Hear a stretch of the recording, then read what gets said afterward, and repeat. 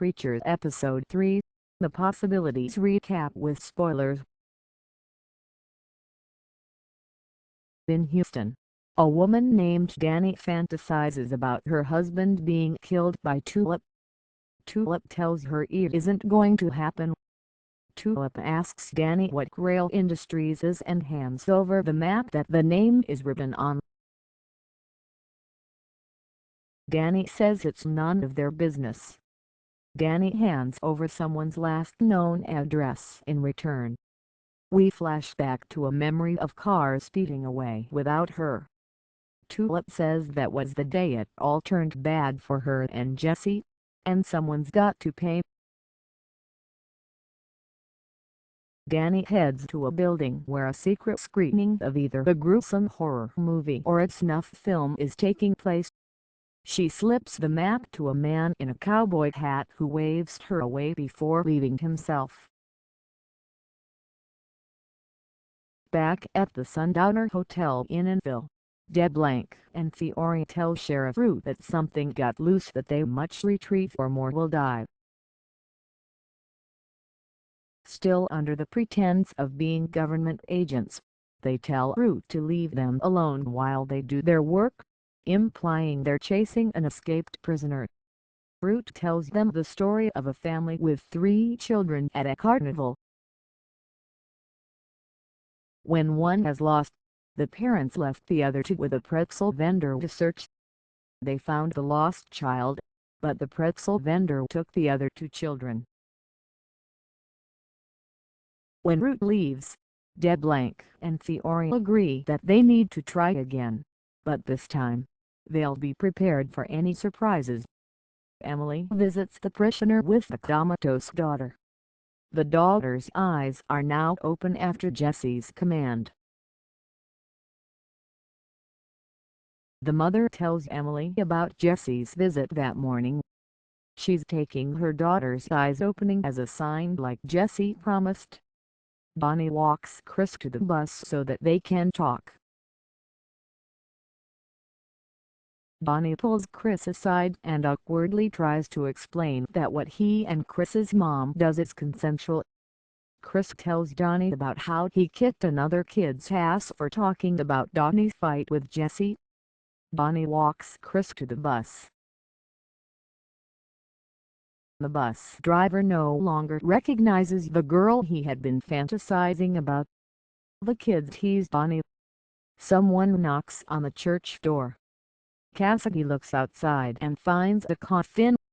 Emily comes inside, says delivery dropped the coffin off an hour ago. She pushes Cassidy to do something useful for a change. Cassidy walks through the church until he notices Jesse in the living room. Jesse says he wants to show Cassidy something. Tulip gets pulled over on the highway. She hides the gun under her leg as the officer approaches and slides a ring on her finger. She hands the officer a fake driver's license. The officer says she was driving recklessly and her car needs to be impounded. Tulip flashes the ring, which the officer recognizes as a sign of the military. She pretends to be a veteran and spins a story of trying to help a friend. The officer tells her to slow down and lets her off. Jesse shows his power to Cassidy by forcing him to do all kinds of things. He stops after Cassidy tries to fly and crashes into a wall. At Quincannon Meat and Power, a woman brings Odin Quincannon a folder. Odin is listening to cows being slaughtered. Cassidy is theorizing how Jesse got his powers, based on various movies. Jesse isn't sure how long he's had the power, but he says he's been feeling different. He explains it as being like he has a big blender in his gut with all of God's creation inside of it. Cassidy says this doesn't have to be a curse. Deb Blank and Fiore gear up as if they're going to war. Donnie reads a letter from an environmental organization to Odin. Donnie asks what he can do, but Odin just tells him to clear his tray. When Donnie struggles to lift the tray with one hand, Odin sends him away. Cassidy makes a trip to a crematorium. Jesse is driving when Tulip pulls up next to him. They both pull off to the side of the road. Jesse asks Tulip if he seems different to her.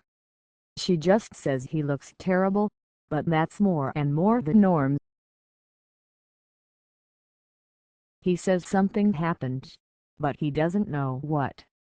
Tulip tries to tell him about Danny, but Jesse is not interested.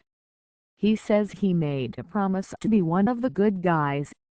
They argue and he tells her to go back to her life of crime. She pulls out the address and says this isn't crime, it's justice.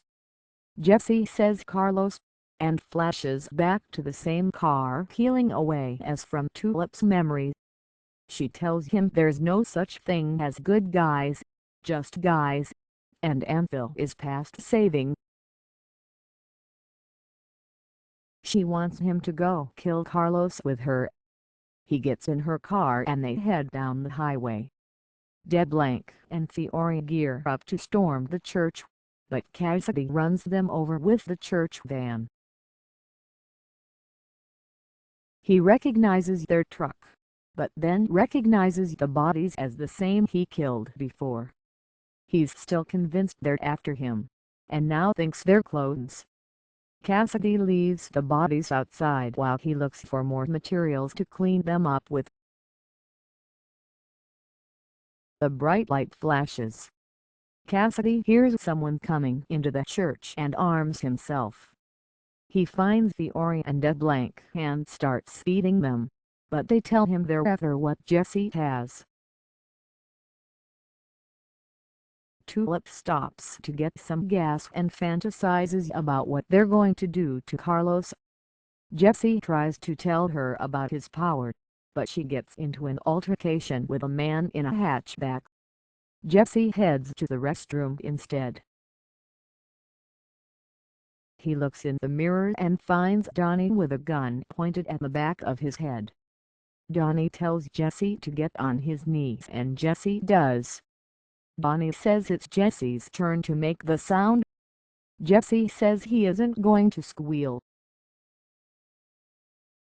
Donnie tries to hit Jesse with the gun, but Jesse uses his power to stop Donnie.